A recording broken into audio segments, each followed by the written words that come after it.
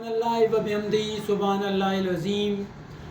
اللہ تبارک و تعالی رب العالمین ہیں، میرے رب کریم کرم فرمانے والا ہے۔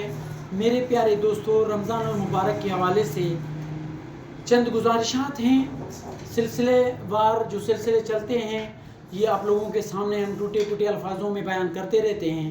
اللہ تبارک و تعالی قبول مقبول فرمائے۔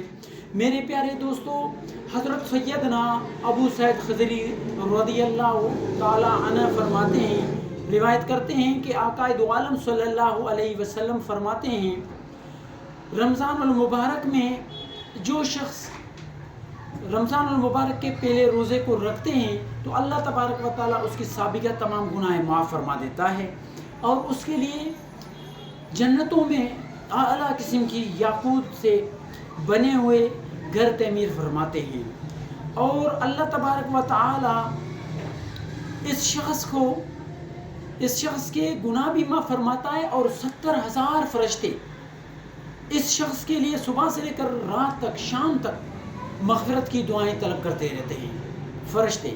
اور اللہ تبارک و تعالیٰ انہیں جنت میں اعلیٰ قسم کا ایک درخت عطا فرماتا ہے جو گھوڑے سوار 500 برس تک اس درخت کے بنیاد سے لے کر اگر بھگائے گا اپنا گھوڑا تیز رفتار کے ساتھ 500 سال تک بھگاتا رہے گا، اس کے سائے سے باہر نہیں نکل پائے گا۔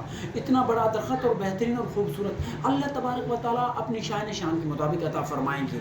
میرے پیارے دوستو، اللہ تبارک و تعالیٰ سے دعا ہے کہ آپ اور ہم سب کو صحیح معنوں میں دین اسلام پر عمل کرنے کی توفیق عطا فرمائے۔